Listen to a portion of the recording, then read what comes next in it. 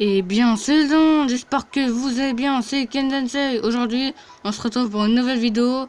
Je sais, ça fait un peu longtemps que j'avais pas fait de vidéo, surtout j'ai quelques problèmes, je n'ai pas pu faire la revue de DBS. Lundi, j'ai pas pu faire, mardi, mon ordi buguait, donc je voulais pas que que je fasse une vidéo avec des vieilles images. Enfin, c'est pas des images de l'épisode parce que je pouvais pas en prendre. Donc, du coup, je pouvais pas la faire hier, mais donc du coup je la fais aujourd'hui. Donc voilà, allez, c'est parti. L'épisode commence avec le Daishinkon et Zeno qui bah ils font un jeu. Zeno et le Mirai Zeno, ils font un jeu assez bizarre. En fait, ils prennent en fait, ils font pierre feuille papier ciseaux. Après, celui qui perd, et ben il se prend un coup de marteau sur la tête. Bon, après, c'est un jeu qui vient du Japon, je crois. Bon, après, un jeu assez chelou. Bon, bref. Donc, ils trouvent que ce jeu-là est ennuyeux. Et du coup, ils appellent le Daishinkon. Et le Daishinkon, il dit que, bah, à la place, parce que le Zeno, il leur demande que le tournoi commence.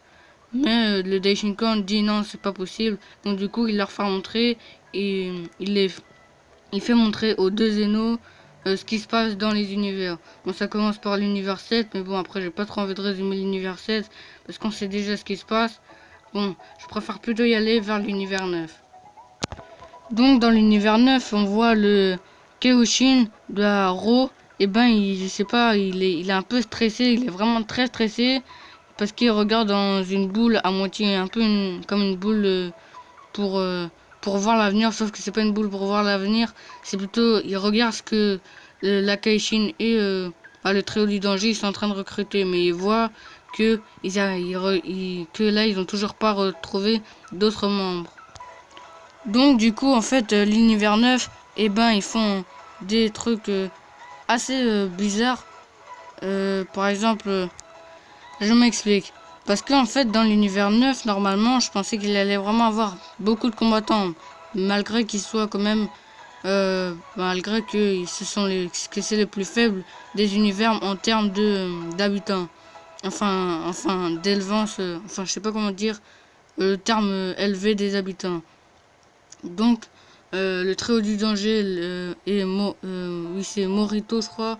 Que l'ange, je crois qu'il s'appelle comme ça. Corrigez-moi dans les commentaires. Morito et comment il s'appelle déjà, j'ai oublié. Euh, c'est euh, c'est Sidra, voilà. Donc en fait, Sidra et Morito et les trions du danger, ils sont en train de chercher à travers chaque planète des guerriers assez forts pour le tournoi. Mais bon, ils en trouvent pas. Donc moi aussi j'ai une petite théorie comme quoi Akira Toriyama se serait inspiré de l'équipe de Sonic pour créer le trio du danger. Donc Basil serait inspiré de Knuckle, le hérisson rouge, ensuite Lavenda pour Tile et Bergamo pour Sonic. Donc voilà, mais s'il y a Sonic, Knuckle et Tile, il y a forcément Rose et Shadow. Donc moi je pense que Shadow et Rose, et ben ce sont des gens de la même race que de Bergamo, Basil et Lavenda. Et je pense que Shadow c'est peut-être le maître ou je sais pas un lien avec le triangle du danger, mais après je pense pas parce que là il se rappelle plus. Je pense que s'il y aurait un lien, je pense qu'il aurait dit à son Akaishin que d'y aller voir Shadow, tout ça pour le recruter. Mais bon là ils sont que 3. Après s'ils sont que 3 pour le tournoi, ça va être quand même trop chaud. Après, Sidra il utilise vraiment une technique assez badass comme Burus, le Akai. Oh, c'était vraiment trop beau. Je pensais pas qu'il allait utiliser cette technique. Bon, après ses cheveux qui se lèvent, tout ça, enfin ils se sont pas levés, mais la forme de ses cheveux, ils ont bougé. C'était vraiment très stylé de la part de Sidra. Donc je pense qu'il y a Shadow et Rose qui seront dans l'équipe. Mais après, l'univers 9, je pense qu'ils vont se faire littéralement défoncer. Moi, je croyais qu'ils allaient vraiment avoir des bons combattants. Bon, après, peut-être que c'est Oda qui... Enfin, Oda, n'importe quoi. Que c'est Toriyama qui nous troll. Donc, qui sait. Donc, maintenant, Morito, eh ben, il s'inquiète un peu. Parce qu'à chaque fois que le trio du danger parlait, il disait ah non, on n'a toujours pas de guerrier, tout ça, et ben sa bouche, je sais pas, il faisait comme ça, comme s'il était un peu gêné, alors que c'est un ange, il doit s'en foutre totalement. Mais bon, après peut-être qu'il s'est vraiment très rapproché de Sidra et de son univers, donc du coup peut-être que, eh ben, il veut peut-être rester avec Sidra et, Ro.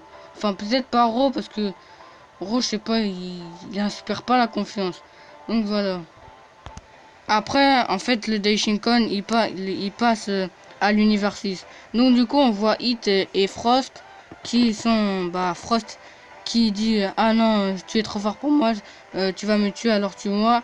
Donc comme le caractère de Frost, il est quand même un peu comme celui de Freezer, donc du coup il attaque par surprise Hit avec son aiguille bizarre là, qui peut paralyser les gens, enfin qui fait endormir les gens, enfin qui empoisonne les gens, je vais dire, et que bah Hit les esquive très facilement. Et en fait ça m'a fait un peu bizarre que Hit il sourit et dit ah tu as progressé. Donc moi je pense que c'est Hit qui va entraîner Frost. Donc voilà. Et aussi c'est Frost qui fuit la police. Ça m'a quand même un peu choqué. Et aussi au début on avait vu Vegeta qui partait dans la salle de l'esprit du temps. Et j'ai bien aimé ce moment-là quand Mister Popo il lui a dit ne détruisez pas cette salle sinon tu reviendras plus ici. Donc après il dit après Vegeta il s'en fout complètement. Et après Mister Popo il dit il va sûrement la détruire. Mais bon après moi je pense pas. Mais bon après c'est quand c'était Toyotaro qui avait enfin c'était quand Mister Popo il avait dit que ne détruisez pas cette salle, ils avaient bien montré ses yeux comment ils étaient. Ça j'avais trouvé ça aussi assez stylé. Donc moi je pense que c'est grâce à ça qu'il va mieux maîtriser son Super Saiyan Blue 2. Donc moi je pense qu'il a je pense, comme je l'ai dit dans ma vidéo sur les nouvelles formes du Super Saiyan, allez la voir. Et ben j'ai dit que Vegeta maîtrisait déjà le Super Saiyan. Enfin il maîtrisait pas, mais il avait déjà utilisé le Super Saiyan Blue 2 contre Black Goku. Donc moi je pense qu'il va le maîtriser grâce à la salle de l'esprit et du temps. Bon là il reste que 4 heures et 30 minutes ou 15 minutes, je sais plus très bien. Donc du coup, Vegeta du coup il va s'entraîner 4 mois. Bon, parce que quand ils vont y aller dans le monde du vide, ils vont pas y aller en volant. Enfin, ils vont se téléporter parce que s'ils vont en volant, ils vont vraiment prendre trop de temps. En plus, je pense que c'est soit le Kaioshin ou Whis qui vont les téléporter. Bon, bref. Et aussi, on a un petit instance avec les Pride Troopers, Topo, Dispo, qui appellent Kazeral, et Kazeral qui est vraiment un galérien qui il essaye de sauver un chat. En fait, dans la preview, on avait vu qu'il grimpait, mais en fait, j'avais pas compris pourquoi il grimpait alors qu'il savait voler.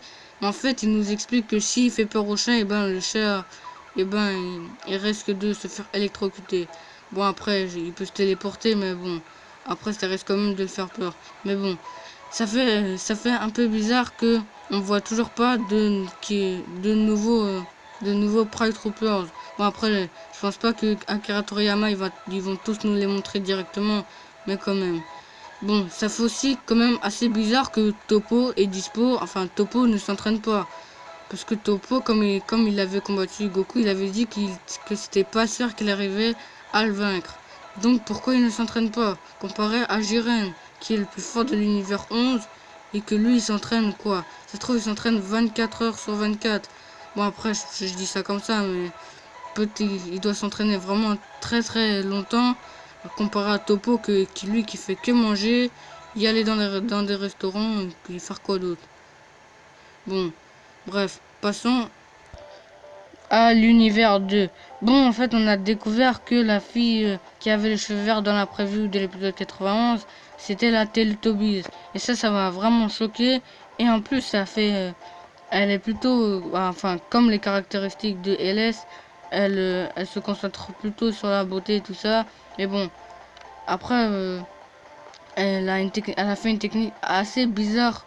Genre, elle a fait un cœur avec ses mains et ça a lancé, je sais pas, comme une vague d'énergie mais en forme de cœur. Enfin, un peu comme Boa Hancock si vous connaissez One Piece.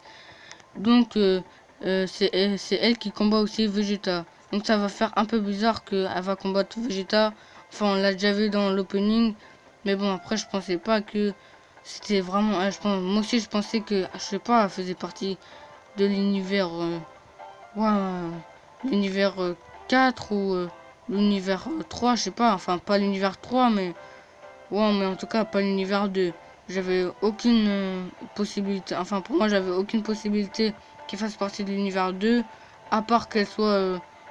Enfin, je savais même pas si c'était une femme ou pas. Enfin, moi, je pensais que c'était une femme. Enfin, on va dire une femelle parce que c'est pas une humaine. Donc, moi, je pensais que c'était... Je savais que c'était une femelle. Mais je pensais pas qu'elle allait dans l'univers 2. Donc, voilà. Voilà, pardon, je sais plus parler. Donc maintenant passons à la preview. Je sais que normalement je fais que normalement la revue, mais la preview avait vraiment trop hypé, donc je voulais faire quand même un petit.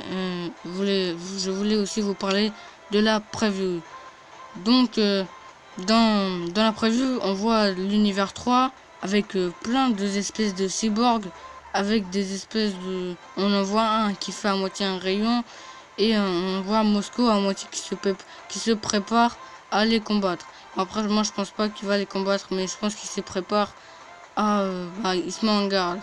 Donc, voilà. Et on voit aussi Carifra qui s'entraîne avec Kiabe. Et on voit aussi Kale qui les espionne. Donc, moi, je pense que Kale, elle va se faire cramer. Genre, par exemple, elle se cache et après...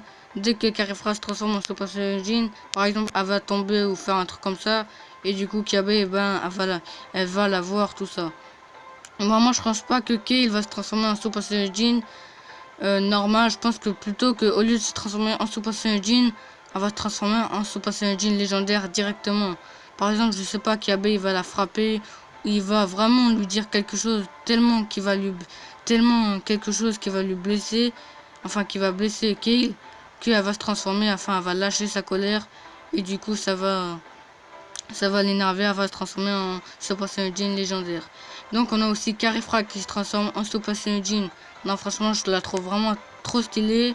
Après, elle nous fait une attaque sur Kiabe. Bon, après, moi je pense que Kiabe, il aura un nouveau power-up, mais comment? Parce qu'on l'a toujours pas vu s'entraîner tout seul. On l'a juste vu recruter. Parce que Champa lui avait demandé de ramener des CN. Mais bon, après, c'est bien de ramener des CN, mais il faut ramener aussi des CN puissants. Donc voilà. Et on a aussi Krillin et C18. Et on apprend aussi que Boo, enfin moi je savais déjà que Boo, eh ben, il s'est endormi. Et que Krillin et C18, ils veulent renoncer à se battre. Bon, ça m'a vraiment aussi choqué. Normalement, il était prêt, il s'est entraîné, tout ça, il s'est même coupé les cheveux. Enfin, ça, c'était un peu normal. Mais bon, après, moi, je pense pas qu'il va renoncer. Je pense qu'à un moment, il va avoir un petit moment d'hésitation. Mais quand il faudra y aller, bon, après, il va y aller, c'est sûr. On l'a vu dans l'opening. Donc, voilà. C'est tout pour cette vidéo. J'espère que cette vidéo vous aura plu. Bon, là, je sais que là, ce week-end-là, ça va être le ramadan pour ceux qui sont musulmans. Je pense que vous le savez. Bon, je pense que... Parce que là, cette semaine-là, pendant les jours fériés, je serai pas chez moi. Donc, du coup, je pourrai pas faire de vidéos.